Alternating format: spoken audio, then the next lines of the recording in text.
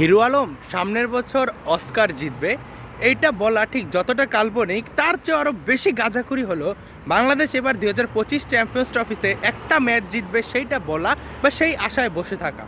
ভাই এরা খেলতে আসছে, মনে হয় গার্ডটারও ঠিক মতো লাগাইতেছে না। ড্রেসিং রুমে কি ভাই বিরিয়ানি আর মিষ্টান্ন দিতেছে? ভাই আসতেছে, একটা বল ডিফেন্ড করতেছে, দ্বিতীয় বলে আউটসাইড এজ করতেছে, কাট করতে যায়, পিছনে ধরা পড়তেছে, চলে যেতেছে।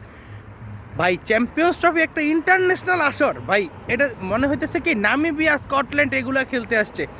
একটা দেশ এত বছর ক্রিকেট খেলতেছে, তাও তাদের ক্রিকেটের বিন্দুমাত্র ডেভেলপমেন্ট নাই। এরা যে কোনো ইন্টারন্যাশনাল ইভেন্টে যায়া এই সেই করবে, সমর্থকরা তো খুব ইন্ডিয়ার এই করবে সেই করবে, যায়া ভাই পাঁচটা উইকেট ভাই 10 ওভারে পাওয়ার প্লেতে হারায় আইসা পড়ছে।